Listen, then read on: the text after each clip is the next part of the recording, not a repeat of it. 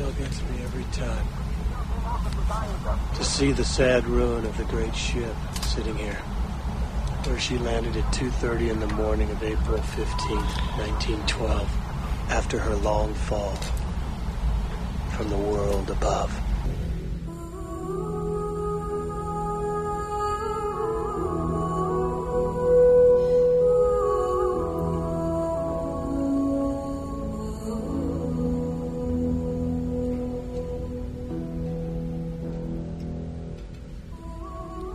Just wanted to, it kind of sucks we have to start this Oscar recap show with the sad news of Bill Paxton's passing. We just had to put that little tribute out for him. Yeah, I mean, ever since we started the blog in 2013, Bill Paxton's combined one of our favorite actors, and just almost like a Swiss Army knife of an actor. You know, he's never necessarily the main guy you think of in a movie, but everywhere he's featured, he's great, and we've, for whatever reason, took a pretty big liking to him. So, yeah. And I mean, for him to kind of pass away as sudden as it was for, I know they said complications from surgery, but on the day of the Oscars, like of all days, the one day of the year where you're really celebrating movies, it's very sad. So it's too bad. It really is. He was one of my favorite.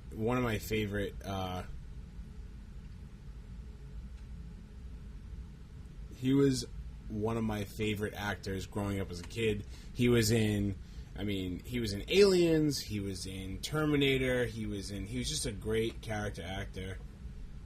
Are we missing? I don't know. What's going on here? I don't know. Warren, what did you do? I wanted to tell you what happened.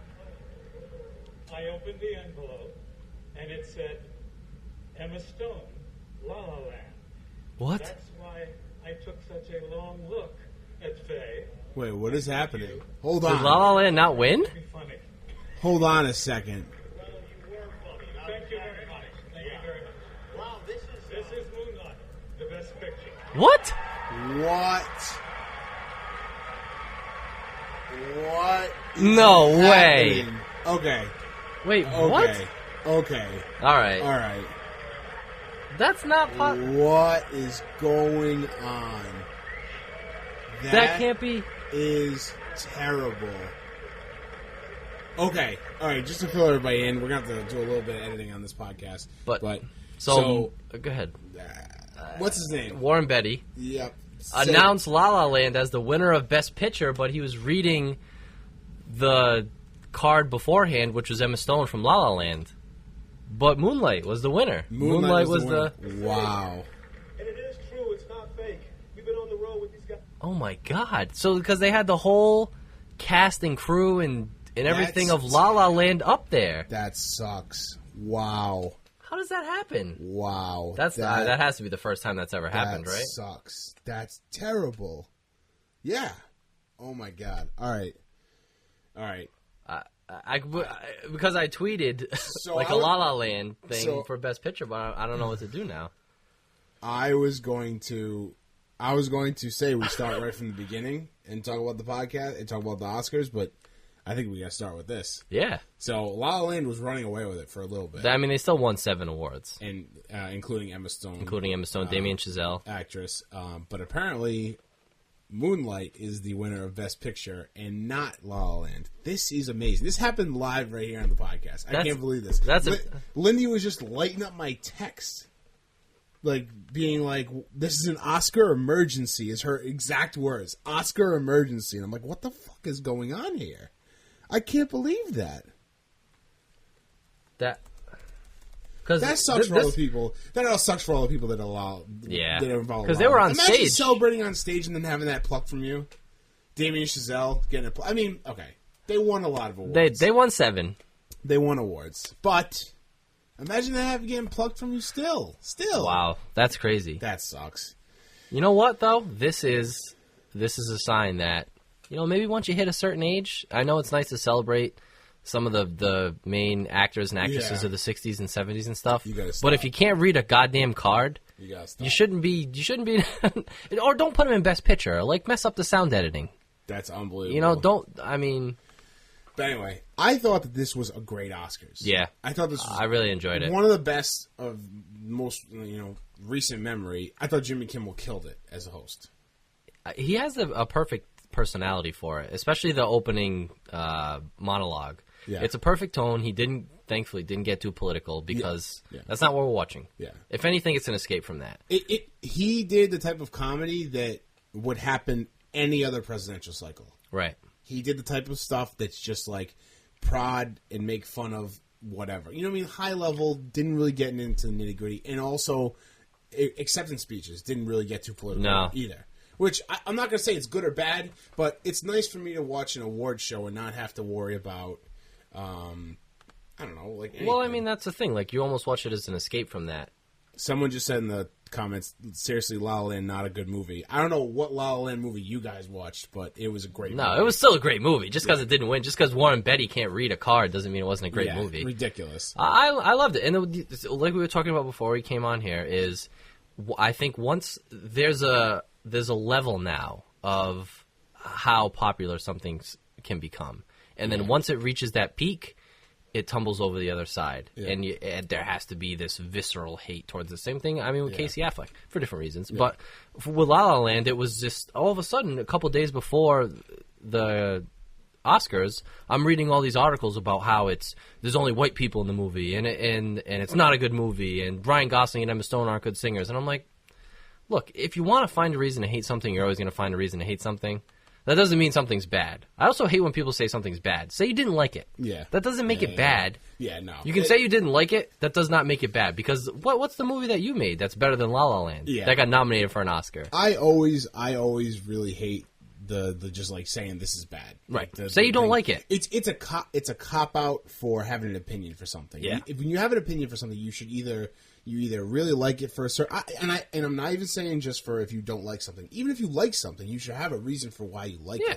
You shouldn't just like something and not like something. You should have reasons for it. And just like you were saying, like, when things get hyped up too much and then you have to have people that just take the opposite stance... It falls off that... It happens in so many different things. It happens in the world of video games. I see it firsthand with, like, games getting hyped up and pre-orders and all that stuff, and then people have to oppose it. It's just a thing that has to happen. Well, the thing I think what enhances it is now with social media, with the Facebook, with the Twitter, with the whatever you have. Oh yeah, everyone has an opinion. Yeah, it's no longer like you can't just read an article off someone who might be doing this their whole life and that's what they write about and they're an expert on it or something. Yeah. It could be anybody who writes and says it's something sucks or something's good, and then people jump on that bandwagon. Yeah, and there's definitely a peak now for how good or how much you can enjoy something before it starts to falter off. The cynicism takes over, and then you're in trouble. Yeah, but I agree. Overall, I thought it was really good. I thought he did a good job. I love the Jimmy Kimmel Matt Damon feud continuing.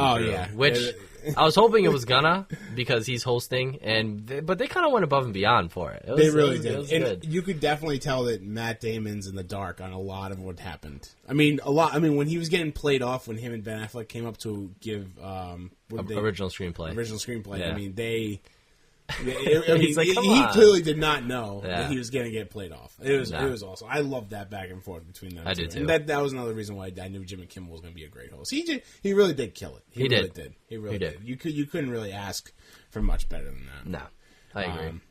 I don't even know who I would like to see Jimmy Kimmel come back next year and host, but I'd also like to see somebody new every year. Who would now say who? Do you have somebody in mind who you would like to host? When I was tweeting, I saw a lot of people saying they'd like to see The Rock host.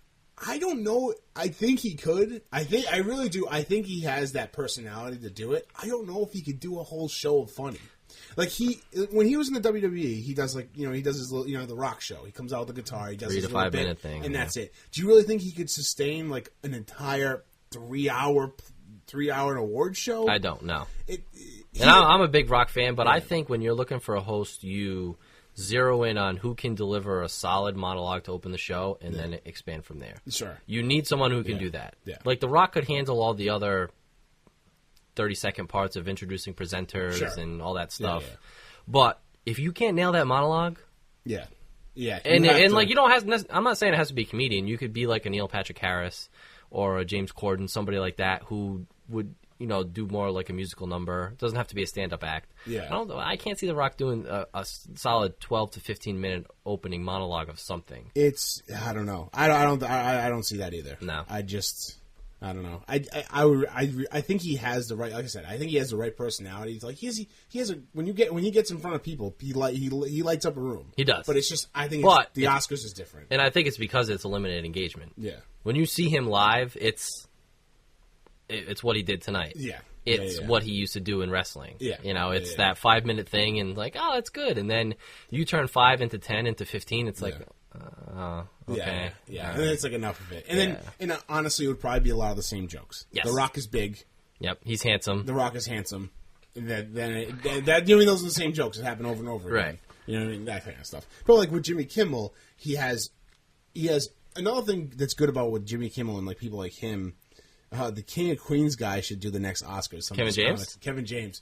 I gotta be honest with you. That's a wild card pick, but I like it. That's not a terrible one. That's not a bad pick. So like I was saying, like with guys like Jimmy Kimmel hosting the Oscars and shows like this, they have a lot of rapport with a lot of the actors and actresses in the stand because they're on the show all the time. They're interviewing him. You have better, like, not inside jokes, but you feel more comfortable with them, and they feel more comfortable with you poking fun of them. If they had someone that's like an outsider, that's like not an outsider, but someone that doesn't like deal with people coming on their show all the time, like I guarantee Jimmy Kimmel had 99% of the people that were nominated for awards on his show over the last couple of months. Yeah, because of ABC, because of the way it's like that kind of thing. Even though Jimmy Kimmel dropped the ball to the Golden Globes, but still, it's just stuff like that. I think guys like him, and I think that's why people had such a big problem with Ricky Gervais. Sure, he wasn't. He's not an insider. He's a writer. He's British. He's not. You know. So when he's making fun of you, it's more real. You're absolutely. It's not like your buddy poking fun. It's like, hey, this guy's saying something, and he doesn't hold back either. No, absolutely. He's more brutal. Yeah. He's like, look, I don't give a crap. The Mel Gibson thing. He did a couple. Was that the Oscars he did, or was it the Globes?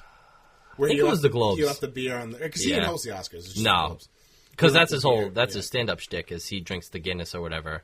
When he does the stand-ups, he has a beer. Foster's. He has a beer like on the bar stool, and like instead of how some stand-ups drink water, like he has a couple of beers. Okay, I think it just helps him get loose and stuff. So but that's a great analogy. I mean, it's the same with he's an outsider. Kevin James would be interesting. I kind of want to see a Kevin James Oscars now. I don't even know. I know he's doing that show. Kevin Can Wait.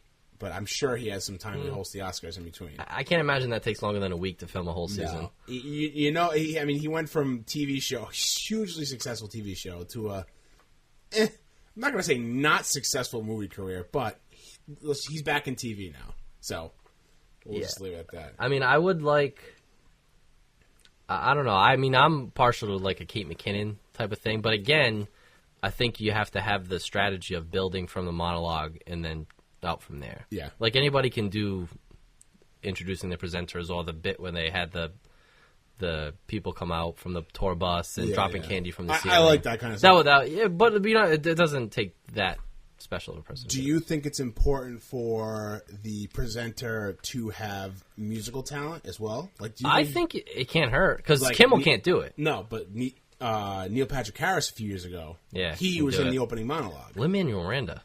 Lin-Manuel Miranda, you read my fucking mind. I don't know how that's exactly who I'm thinking of. Lin-Manuel Miranda would kill hosting the Oscars. Yeah. He is awkward funny, but it's not unbearable awkward funny. It's like endearing awkward funny.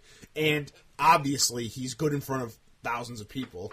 And he hasn't fallen off that peak yet. No, I think next year he would be a shoo-in for... If they don't do especially the way he did on SNL. I mean, that's live TV. I think hosting SNL is way more stressful than doing something like the Oscars. Sure, yeah.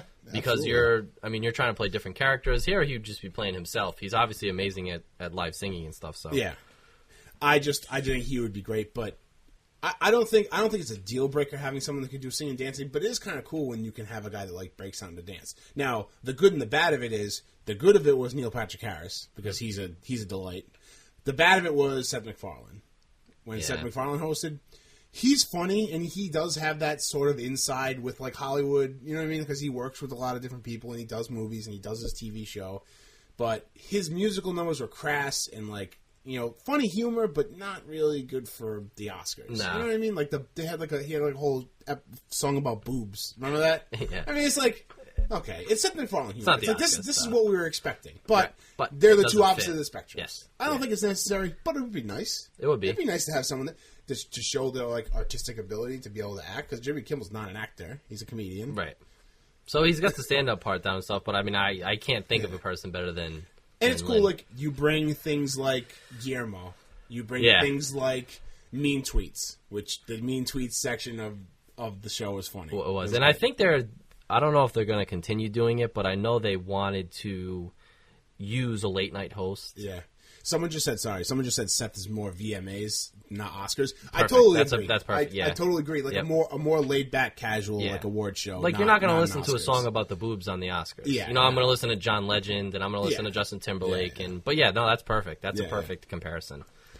But yeah, so I thought, speaking about the musical performances, I thought they were awesome. They were. I thought John Legend was great. I think that I love that song Audition. I thought Emma Stone did a great job.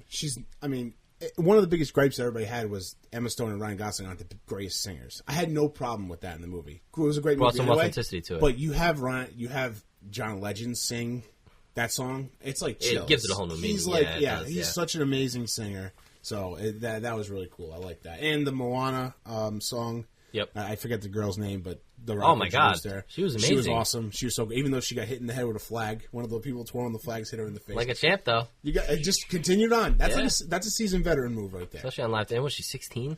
Something like that. That's insane. I mean, to have that type of composure, that's amazing. Yeah. So now, was there any awards that were like a big surprise to you, or any that you were really like meant more to you that the person won? Well. Besides La La Land not winning Best Picture? Besides that shock, I wasn't even sure that La La Land was going to win Best Picture. I had a feeling that they had a good chance of winning, right. But I had a feeling that it could have been taken away from them by a Moonlight. By Warren Beatty. Or Fences. By Warren Beatty. Is showing it right now. But he must have felt like, I can't even imagine. This is not a joke. I'm afraid they read the wrong thing. This is oh my God. Moonlight has won Best Picture. I can't. Who is that? Who's the bald guy? He's one of the guys who. Is he like the Academy? No, he's one of the producers or whatever of La La Land. Oh no! So he was giving his speech, and I think he looked down at the card or whatever it was, and it said Moonlight. Shit! Oh my God, that's terrible. All right, so anyway, it's tough to get off that though. I thought it was really cool that Casey Affleck won. I did too, especially with his brother there, and especially that like him and Matt Damon gave for original screenplay and Manchester by the Sea won. Yep, and kind of like it was a great. Obviously, they did it because their first script won an Oscar. Yeah, Good Will Hunting. So it's cool to kind of give that to. And Matt Damon produced it, and I guess that I was reading an article where Matt Damon was the one who. I mean, I don't know how true this is, but he was the one who kind of put Kenneth Lonergan over the top to actually write the script. To its full capability, and then he's the one who kind of put the money behind it, Matt Damon and his production company. And then Matt Damon was supposed to be in the main character, and then he couldn't do it because of scheduling. But see, now I have a problem with people saying that Matt Damon gave up an Oscar-nominated role. That's not an Oscar-nominated role just in anyone's hands. Absolutely not. It's the actor who plays it. Because you put a lesser actor in Casey Affleck's role, and it's not the same movie, and it's not an Oscar-nominated role. No. But he played that role so emotionally well, and really like a shattered person after this horrible event happens to him. Yeah. So, I mean, it was not an Oscar-nominated role without Casey Affleck. Casey Affleck made it an Oscar-nominated role. Yeah, that's like if someone passed up on the script of the Titanic and they passed up on an 11-time Oscar-winning movie. It's like, that's not the case. No, because in James Cameron's hands, it made that movie. Yeah. With Bill Paxton discovering it. It's... His hands are in everything. I can't believe that, I know. I mean, I hope we gave enough due to him at the beginning of the show just because of what the fuck was going on with the Oscars and that crazy shit. But rest in peace, Bill Paxton, man. That's too bad. A lot of good movies. Apollo 13, Titanic, Alien, Twister. Yeah, he's in a lot of movies, and then he was Mighty Joe Young. He was not his best. He was training for. Well, no, I'm sorry. He was in Training Day. Training Day, the TV adaptation. Yeah. So that's too bad. Hopefully, Big Love. Oh yeah, that's right. That was a big. That was on HBO. That was huge. That was a big show. It's too bad. But they didn't. I was surprised they did not put him in. Memoriam tonight. I wonder what that process is because Jennifer Aniston was for those of you who didn't watch it.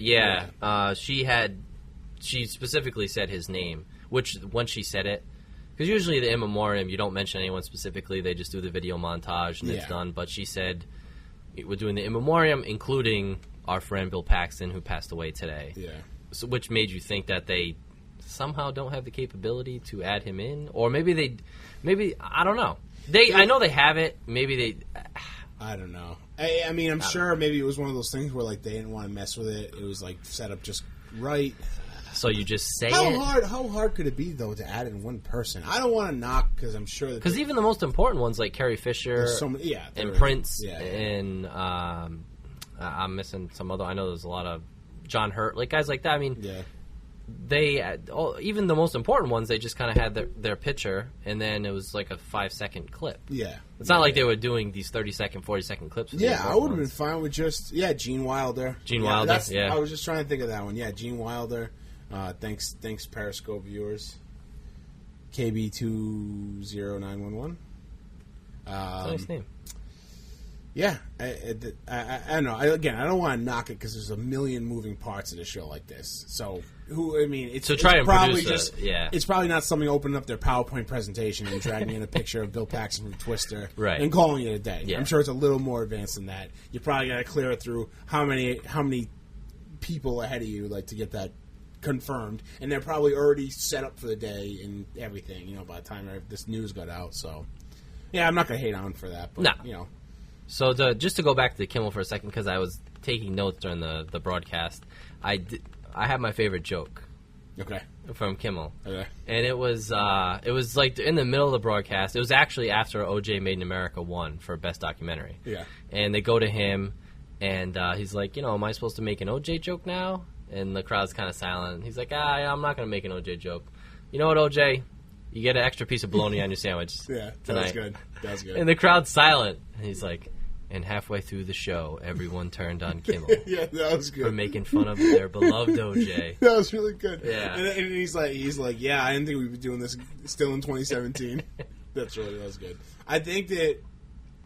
I don't know. I had there was a lot of funny moments, but I don't think a joke. I mean, there was a lot of jokes I laughed at, but I think one of the funniest moments was when Mel Gibson, for best editing, right? It was best editing. Yeah, Hacksaw Ridge one. Oh my god, when the editor went up to receive the award and he was like motioning to Mel Gibson, and they cut to Mel Gibson, and he just like does this thing, and he like puts his hand up, and he like.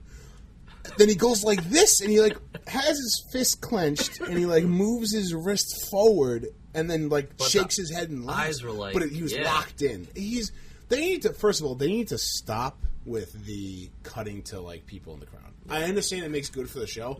None of them are ready. They're all so awkward. Michael Shannon. Michael Shannon. You know who I don't want to cut to dancing? Michael Shannon. He's not a dancer or a singer. Michael Shannon always looks like he's not not sure where he is, but he's like ready, but he's not ready. He's not ready to dance. Yeah, he's not ready to dance. He looked like he was like chewing on the side of his mouth.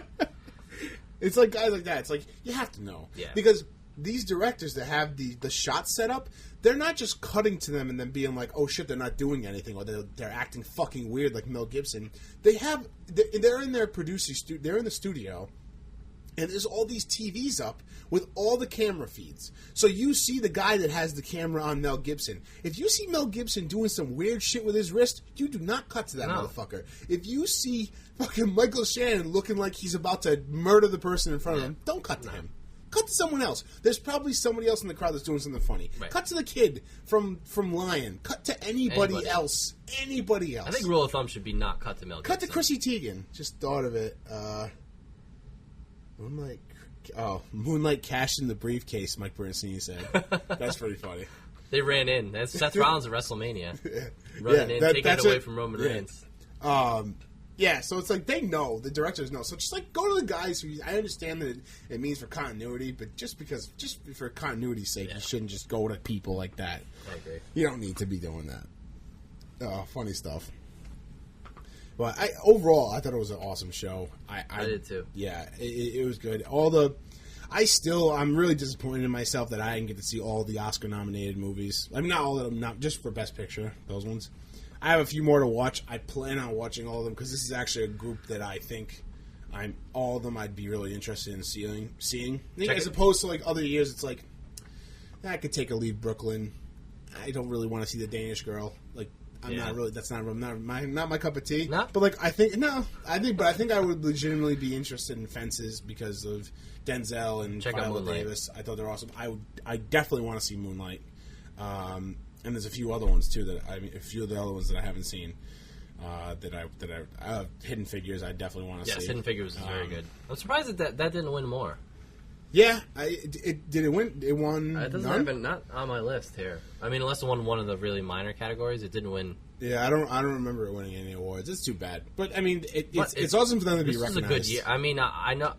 I think it's different saying this is a good year because we saw so many of them. Yeah. So you have a different opinion on it because it's tough to say, oh, this is a good year for movies when you haven't seen any of the movies. Yeah. But we saw the majority of them, so I can honestly say this was a good year. So it's not that like, oh, Hidden Figures got snubbed, or they should have won. It's like, no. I mean, I saw Hidden Figures, and I saw Moonlight, and I saw La La Land, and I saw Manchester by the Sea. And just because it lost doesn't mean it got screwed over. It just there was a better movie out there. Yeah, it was still a great movie and an important movie and a great story to tell, and I'm glad it was told. But it wasn't better than. It was a great year for movies, and I think that a lot of the movies, like you were saying, like like Lion specifically, and what's the other movie? Oh, in Hell or High Water. I think they're two great movies. I just think that with this crowd of this caliber, like this type of caliber of movies, like you're not going to be able, like with Moonlight, from what I've heard, and wonderful. La La Land. You're not going to be able, in Manchester by the Sea, you're not going to be able to hold a candle to those guys. Right. Only because you're a great movie, but you're just not on the same level as what they're putting out. Great year for movies. Good for people who like movies. Good year for people who like movies. And even though they didn't win, he's still nominated. Yeah. You're nominated in a really strong year for movies. Yeah. I just want to give everybody a quick shout out to everybody. We are, just so you know, we do this podcast every week. If you're listening on Periscope, this is for you guys too. We do this podcast every week. We want to get more interactive with you guys. Yeah, so absolutely. If you would like to call us and leave us a voicemail, you can do that. That would be awesome. The phone number is, and I'm trying to find it right now, I believe it's 401-285-8120, I believe is what the number is. I'm going to look at it right now. I'm going to double check. I believe that's it, but you can call us and you can leave us a voicemail. And our Twitter. If you want to pitch our social media accounts? Absolutely. So on Twitter, we are at Average Nobodies. Facebook, we are facebook.com/TheAverageNobodies.